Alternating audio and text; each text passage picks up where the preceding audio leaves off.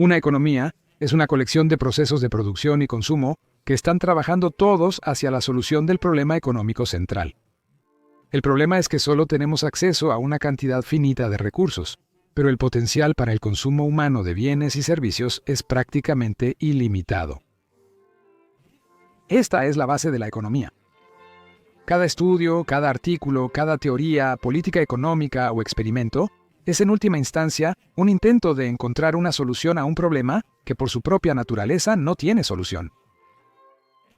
La economía se considera una ciencia social y aunque algunos otros científicos de campos más rigurosos no siempre la acogen en su pequeño club, aún sigue los mismos procesos para explorar el mundo que nos rodea.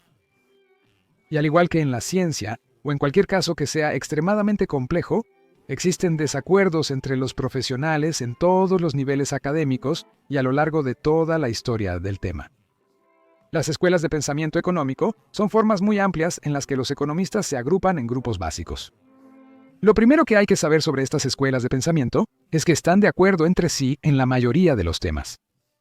De la misma manera que dos físicos, obviamente, estarán de acuerdo en que un objeto en reposo permanecerá en reposo, pero podrían discrepar sobre la teoría de cuerdas, dos economistas, obviamente, estarán de acuerdo en que existen costos de oportunidad para cada unidad de producción, pero podrían discrepar sobre las implicaciones a largo plazo de los impuestos al consumo.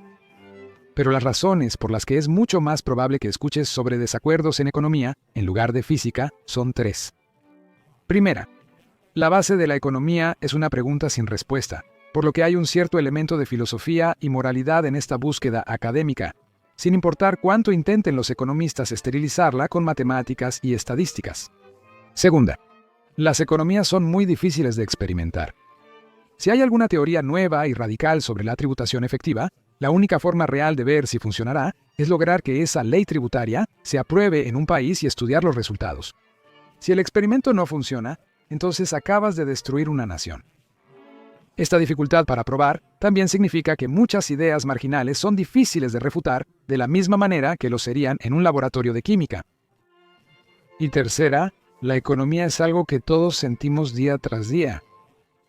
La economía afecta nuestras finanzas, gobiernos, jubilaciones, entornos, tasas de delincuencia y cualquier cosa que aparezca en los titulares. Como con todo en lo que la gente invierte, forman opiniones sobre ello. Y esas opiniones son sostenidas por todos, desde economistas de carrera galardonados con el premio Nobel hasta ese tipo loco que aboga por una economía basada en semillas. Si esta contienda no fuera suficiente, hay otro problema que hace que estas corrientes de pensamiento sean difíciles de manejar, y es que no hay fronteras fuertes entre ellas. Hay muchos economistas que están de acuerdo con algunos principios de una escuela de pensamiento y discrepan enormemente en otros aspectos, lo cual es realmente algo muy bueno. Ningún investigador en ningún campo debería sentirse alineado con una cierta forma de pensar, pero por ahora, para intentar dar sentido a este mundo salvaje, vamos a examinar tres grandes escuelas: clásica, austríaca y keynesiana. Para mostrar las diferencias entre estas escuelas, vamos a examinar la forma en que sugieren resolver el problema económico central en áreas clave. Lo que sugieren sobre el papel del gobierno, lo que piensan sobre el papel del individuo, qué proponen hacer durante una crisis económica, y finalmente, lo que argumentan que es la clave para entregar una economía más rica y feliz. Las economías siempre han existido y las personas intentaban satisfacer sus deseos con recursos limitados, incluso antes de entender completamente sus acciones. Esto continuó durante un tiempo extremadamente largo y grandes imperios surgieron, vivieron y murieron, todos mientras albergaban economías que no pensaron en estudiar específicamente. Todos, desde Aristóteles hasta Jesús, presentaron una respuesta a la pregunta, pero nadie aún había pensado en preguntar cuál era la pregunta. Ah, sí, ¿me das el satisfacer demandas ilimitadas con recursos limitados por 1000, Alex? Todo esto cambió en el siglo XVIII con un hombre llamado Adam Smith, quien dio origen a la economía y formó la base de lo que ahora se conoce como la escuela clásica. La escuela clásica de economía, como su nombre lo sugiere, fue la primera encarnación de la economía como una búsqueda académica separada. Diferente de las finanzas, el gobierno y la filosofía, los primeros practicantes de la economía, específicamente Adam Smith, comenzaron a escribir y estudiar sobre cómo funcionaba el mundo para aumentar la riqueza de las naciones. Descubrieron que el mundo en ese momento estaba regido por una teoría que llegó a ser conocida como mercantilismo. que podría ser realísticamente su propia escuela de pensamiento económico si no hubiera sido tan fundamentalmente defectuosa. Este sistema dependía de que las naciones intentaran desesperadamente acumular tanto oro como pudieran, ya sea exportando más de lo que importaban, extrayendo más dentro de sus fronteras o sus colonias, o saqueándolo a través de conflictos hostiles. Ya hemos hablado del mercantilismo y Adam Smith en este canal, así que si deseas más información, ve y mira esos videos. Pero la gran conclusión aquí es que el mercantilismo funcionó bien en realidad para la mayoría de las naciones a lo largo de la historia. Estas naciones eran extremadamente básicas y su éxito económico giraba principalmente en torno a la fortaleza de su cosecha en cualquier año dado, y luego se convirtió en cuántas colonias podían reclamar. Más o menos era un juego de suma cero. Si alguien o algún país se estaba enriqueciendo, era porque alguien más o alguna otra nación se estaba empobreciendo, y el mercantilismo reflejaba perfectamente esta realidad. Tener una política fiscal y monetaria perfectamente ejecutada no habría significado mucho para la prosperidad general de estos tipos de naciones muy básicas. Sería como poner óxido nitroso en un carruaje de caballos. No iba a hacer nada y probablemente solo confundiría a todos con su innecesaria complejidad. Todo esto comenzó a cambiar cuando Adam Smith tomó la pluma para escribir La riqueza de las naciones. Las primeras fábricas impulsadas por vapor habían surgido y por primera vez en la historia, la riqueza no se cultivaba ni se extraía, se estaba creando en masa, lo que era una oportunidad para que todas las personas se enriquecieran. Ninguna sociedad puede ser seguramente próspera y feliz si la mayor parte de sus miembros son pobres y miserables. Además, es justo que aquellos que alimentan, visten y alojan a todo el cuerpo de la gente deberían tener una parte del producto de su propio trabajo para estar ellos mismos razonablemente bien alimentados, vestidos y alojados. Ahora esto suena como alguna tontería comunista, pero lo que Smith estaba tratando de decir aquí es que hay una distribución óptima de la creación de riqueza para todos los miembros de la sociedad. No debe ser completamente igual, pero tampoco una creciente clase campesina sosteniendo a una pequeña nobleza. La razón de esto no era alguna virtuosa búsqueda para alimentar a los pobres, sino que era para desarrollar mercados y dividir el trabajo. Para mostrar la importancia de esto, Smith utilizó el ejemplo de un alfiler. Un pequeño, afilado y puntiagudo palo de metal. Lo cual suena como un producto extremadamente simple, pero si un solo trabajador se levantara por la mañana y se dedicara completamente a hacer un solo alfiler, probablemente no podría hacerlo porque necesitaría extraer los materiales, refinar el acero, forjarlo y luego afilarlo solo para hacer un alfiler. Si diferentes trabajadores realizaran cada tarea, podrían concentrarse en su papel individual, facilitando la producción de alfileres. Tanto así que habría una abundancia de alfileres que podrían compartir entre todos ellos y todos tendrían más por haber contribuido a este proceso. Ahora, este ejemplo de una persona haciendo un alfiler nos parece bastante absurdo, pero durante mucho tiempo así es como funcionaban efectivamente las economías. Los pueblos feudales producirían prácticamente todo lo que necesitaban e incluso las casas individuales serían más o menos autosuficientes. La razón por la que la gente hacía esto es que no tenían ninguna alternativa real. Los mercados de los pueblos eran básicos y la mayoría de los trabajadores campesinos no recibían un ingreso como lo conocemos hoy. Pero al trasladarse a las fábricas y ganar un salario en efectivo, las personas ahora tenían la capacidad de hacer compras, lo que le dio a toda la economía la capacidad de especializarse. Immanuel Kant, un filósofo legendario, quizás lo expresó mejor en su libro de 1785, Fundamentación de la metafísica de las costumbres, donde afirmó que todos los oficios, artes y trabajos se han beneficiado de la división del trabajo, pues cuando cada trabajador se dedica a un tipo particular de labor que requiere un tratamiento distinto al de los demás, puede hacerlo mejor y con más facilidad que una sola persona que haga de todo. Donde el trabajo no está así diferenciado y dividido, donde todos son expertos en todo, las artesanías permanecen en un nivel completamente primitivo. Entonces, con esta nueva comprensión de cómo construir un mundo mejor, estas fueron las prescripciones de estos primeros filósofos y financieros convertidos en economistas. Los mercados deberían ser libres, porque cuanto más se permite a las personas comerciar libremente entre sí, más pueden especializarse y contar con que otros se especialicen para entregar todos los bienes que puedan necesitar. Las naciones también deberían hacer lo mismo, dejar de intentar acaparar todo el oro y en su lugar tomar nota de quién hace bien qué. Conociendo esto, comerciar con otras naciones para incrementar la riqueza colectiva. La producción es la parte más importante de una economía y se deben hacer grandes esfuerzos para hacerla más eficiente, de modo que se pueda crear más riqueza al convertir materias primas en productos complejos. La intervención del gobierno en los mercados libres debería limitarse exclusivamente a asegurar que se cumplan los contratos, que no se permita el fraude y que se protejan los derechos de los individuos. La economía clásica asume que todos los que compran, venden y trabajan son individuos perfectamente racionales y siempre tomarán la decisión más lógica posible para avanzar en su propio interés egoísta. Más o menos, la economía clásica argumenta que todos podemos trabajar juntos para hacer del mundo un lugar mejor siendo extremadamente egoístas. Gordon Gekko probablemente era un economista clásico. Bueno, estas teorías funcionaron muy bien y cuando se aplicaron a la era de las industrias, fueron la fuerza guía detrás del desarrollo de los empleos, las empresas y los mercados tal como los conocemos hoy. Pero estas ideas no eran perfectas, y ahora que se había establecido la base, los grandes pensadores de todo el mundo se quedaron atascados en cómo mejorarla. Los primeros en realmente transformar esta nueva forma de pensar fueron un grupo de economistas de Viena que formaron la escuela austriaca. La escuela austriaca comparte muchas similitudes con la economía clásica, y la mayoría de los economistas que ahora han definido esta escuela de pensamiento ni siquiera sabían que estaban formando una.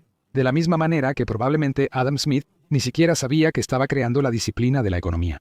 Más bien, estos primeros académicos intentaban solucionar algunos cabos sueltos de la economía clásica, principalmente al darse cuenta de que una economía no era una masa amorfa de producción, sino más bien una colección de individuos. Con esto, estos académicos comenzaron a agregar más concesiones sobre cómo actuaban los individuos y específicamente cómo valoraban las cosas. Karl Menger fue el padre de la Escuela Austriaca de Economía y se le atribuye la contribución a la teoría de la utilidad marginal junto a su estudiante Friedrich von Wieser. La teoría de la utilidad marginal fue una contribución extremadamente importante para la economía en general. Argumentaba que los bienes proporcionan una utilidad, pero su utilidad disminuye por cada unidad adicional de bien que exista. Por ejemplo, la utilidad adicional que alguien obtiene al tener una tetera en lugar de 0 teteras es bastante grande. De repente, pueden hervir agua y hacer té o café donde no habrían podido hacerlo en el pasado sin su tetera. Pasar de una tetera a 2 teteras también tiene algunos beneficios. Ahora puedes servir más agua en cualquier momento y si una se descompone, tienes una de repuesto lista para usar para las tareas de preparación de té y café. Pero 3 teteras, 4 teteras, 20 teteras... Solo hay una cierta cantidad de té y café que una casa realmente necesita, y eventualmente estos artículos comienzan a ocupar tanto espacio que las personas quieren menos de ellos, lo que significa que en niveles extremos un artículo puede tener un valor de utilidad marginal negativo para un consumidor. Esto contradijo a la escuela clásica de economía, que simplemente abogaba por producir la mayor cantidad de cosas posible y luego dejar que el mercado libre decidiera a dónde iban esas cosas. Ahora, esto puede parecernos obvio ahora, pero debes recordar 2 cosas importantes. La primera fue que esta teoría hizo enormes contribuciones para resolver el problema económico central. Claro, todavía tenían deseos ilimitados y solo recursos limitados para satisfacer esos deseos. Pero agregaron el asterisco de que en realidad algunos deseos específicos pueden estar más que satisfechos, por lo que una economía debe evitar estos a toda costa donde hay más sobrante para satisfacer otros deseos que aún no se han cumplido. La segunda fue que esta fue la primera insinuación de una teoría económica que se adapta a un mundo de crecimiento sostenido genuino. Antes de los 1800, la idea de que alguien podría tener demasiado de algo era bastante extraña, pero con fábricas en toda Europa trabajando día y noche para producir todo tipo de cosas, la decisión que todos estaban tomando comenzaba a cambiar de ¿puedo pagar esto? Ah, preferiría tener esto o aquello. Esta comprensión más profunda en un mundo que se estaba volviendo cada vez más abundante, finalmente culminó en la teoría subjetiva del valor. Esta teoría argumenta que un artículo no vale la suma de los materiales y el trabajo que se invierten en su fabricación, sino que es una función de cuán importante es. Por ejemplo, un trabajador podría pasar toda su vida cavando el hoyo más profundo que el mundo haya visto, pero ese hoyo tendrá menos valor real que uno que tenga solo 1 metro de profundidad y en el que se encuentre una pepita de oro macizo. O en relación con la industria, una fábrica podría construir un coche de titanio, y seguro que probablemente sería un coche mejor que uno hecho de acero, pero tomaría 10 veces las horas hombre y 10 veces el costo de los materiales para hacer ese mismo coche, y podría ser solo un 20% más ligero y fuerte. Ahora, dado que las personas no van a pagar $300,000 por una edición de titanio de un Toyota Camry, este tipo de bienes subjetivamente inferiores no se fabrican. ¿Quién es el que decide que estos bienes no se fabriquen? Consumidores racionales. Así que de repente, la Escuela Austriaca de Economía añadió un segundo papel para el mercado libre. No solo era un medio de intercambio que permitía a las personas especializarse y producir más, también decidía qué se produciría y qué no. De repente, lo más importante en el mundo no era cuánto podías fabricar, sino cuán cuidadosamente podías decidir qué fabricar. Los consumidores ya no eran unidades de trabajo. No, ahora los consumidores eran reyes. La economía austriaca es considerada por la mayoría de los economistas convencionales como una ideología marginal por varias razones. La primera razón real es porque, como veremos pronto, los consumidores pueden ser realmente tontos e irracionales. No es bueno simplemente darles rienda suelta y esperar lo mejor. Y en segundo lugar, es muy controvertido porque se basa mucho en conjeturas en lugar de matemáticas rigurosas o estadísticas. Esto hace que muchas de sus teorías sean infalsificables, lo que significa que es imposible demostrar que están equivocadas. Lo cual suena genial, pero en realidad solo significa que, debido a que no se han elaborado modelos rigurosos ni se han establecido prescripciones, es muy difícil decir que este resultado aquí demuestra algo contrario a tu teoría. Ahora, debido a que la economía es una ciencia, es extremadamente importante que todas las teorías tengan un marco sólido para ser probadas. Escribes una hipótesis, realizas un experimento, mides los resultados y luego los registras.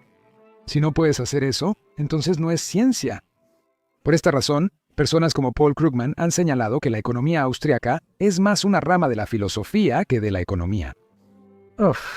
Fuera del ámbito académico, la escuela austriaca sigue siendo muy popular, en parte debido a su naturaleza lógica simple, en parte porque tiende a apoyar los principios del libre mercado, en parte porque prescinde de muchos de los modelos y matemáticas que pueden hacer que la economía sea aburrida, y en parte porque contribuyó mucho a nuestra comprensión actual del funcionamiento del mundo.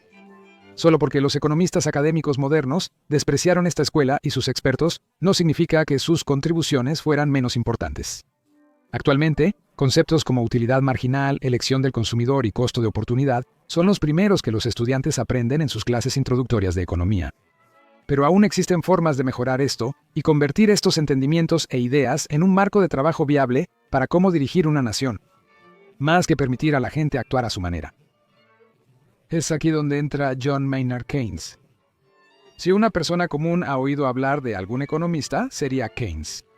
Se le promociona como el economista más influyente del siglo XX y hoy en día define la forma en que casi todos los gobiernos del mundo manejan sus asuntos económicos. Sus contribuciones fueron abundantes y demasiado extensas para explorar en un solo video, pero una teoría que fue de particular importancia durante su vida fue la introducción de la política fiscal contracíclica. Desde la introducción de la economía clásica y la riqueza de las naciones, las economías se han vuelto mucho más complejas. Las fábricas, los mercados, los sistemas financieros avanzados, la deuda del consumidor, las corporaciones públicas ahora eran comunes, y los altibajos de la prosperidad nacional ya no estaban determinados por la cosecha, sino por el ciclo empresarial. Alrededor de los primeros 1800, las economías comenzaron a experimentar altibajos que ya no podían explicarse exclusivamente por fuerzas externas, sino más bien por el sentimiento de las personas dentro de la nación. Dado que los consumidores ahora eran el centro de las economías modernas, sus sentimientos impactaban en la economía tanto o más que las fuerzas reales como los desastres naturales, las guerras o las plagas. Esto reafirma que esta doctrina económica fue producto de su época. Keynes comenzó a escribir su obra más reconocida, Teoría General del Empleo, el Interés y el Dinero, durante la Gran Depresión. Ahora, estos tipos de altibajos pueden ser muy inquietantes y podrían impactar la salud de una economía a largo plazo. Por ejemplo, ¿quién querría invertir en una empresa si supiera que una devastadora recesión va a ocurrir cada 10 años, lo que probablemente llevaría a esa empresa a la bancarrota? Bueno, nadie, pero las empresas necesitan financiamiento para seguir creciendo y contribuir a la economía. La solución fue intentar suavizar el ciclo empresarial, influyendo artificialmente en el gasto de los consumidores. Las naciones harían esto a través de la política fiscal, que consistía en aumentar los impuestos y reducir el gasto público durante los periodos de bonanza económica, y luego reducir los impuestos y aumentar el gasto durante una recesión. Los impuestos más altos efectivamente obligan a las personas a tener menos dinero, lo que significa que no pueden gastar ni endeudarse de forma tan descontrolada, haciendo que los buenos tiempos no sean tan extremos, ostentosos ni al estilo Gatsby. Por otro lado, cuando ese impuesto se reduce y el gobierno comienza a gastar mucho dinero, de repente tienes mucho dinero extra en tu bolsillo que puedes salir y gastar para que la economía no sea tan terrible durante una recesión. El plan de Keynes no era eliminar completamente el ciclo económico, sino hacer que pasara de verse así a verse así. Los beneficios de hacer esto son un poco difíciles de ver. Claro, los malos tiempos no son tan malos, pero los buenos tiempos no son tan buenos. Entonces, ¿qué pasa? Bueno, el argumento es que al hacer que ambos fueran menos severos, la economía se volvía más estable y la gente podía planificar un crecimiento a largo plazo, en lugar de solo sobrevivir a la siguiente crisis catastrófica. La escuela austriaca odiaba esta idea porque estaba manipulando el mercado libre, lo que limitaría la eficiencia. Estos desacuerdos a menudo ponían a Keynes en conflicto con su contemporáneo austriaco Friedrich Hayek, culminando en algunos debates fantásticos y batallas de rap impresionantes que definitivamente deberías ver después de esto. La economía keynesiana se aplica prácticamente en todas partes hoy en día. En respuesta a las repercusiones económicas del coronavirus, los gobiernos de todo el mundo han reducido sus impuestos y han implementado enormes paquetes de estímulo gubernamental, todo en un intento de hacer que la recesión sea un poco menos severa. La crítica principal que la mayoría de los economistas modernos hace a esta práctica es que los gobiernos son muy rápidos para aplicar estímulos fiscales keynesianos durante una recesión, pero normalmente se olvidan de subir los impuestos y reducir los gastos durante los buenos tiempos. La economía es un estudio muy diverso que se basa en una pregunta sin respuesta. Por su propia naturaleza, va a causar algunos desacuerdos, ideologías en conflicto, sí, incluso alguna controversia. Ahora bien, esto no es muy diferente de cualquier otra búsqueda científica. Si le preguntas a cualquier grupo de científicos sobre una nueva teoría en sus respectivos campos, todos van a tener opiniones muy diferentes al respecto. Es solo que las opiniones de los economistas atraen mucha más atención, porque en muchos aspectos somos nosotros quienes estamos siendo experimentados. Estas tres escuelas de pensamiento económico, clásica, austriaca y keynesiana, están de acuerdo en mucho más de lo que discrepan, pero como con cualquier ideología en competencia, se definen por sus diferencias. Hasta ahora, como hemos visto, estas han sido más una evolución una de la otra en lugar de una revolución. Ahora, la revolución nos introduce perfectamente al siguiente video de esta serie: Marxismo versus capitalismo laissez-faire. A pesar de los desacuerdos, los economistas trabajan hacia un objetivo común: resolver el problema económico central. Gracias por ver. Adiós.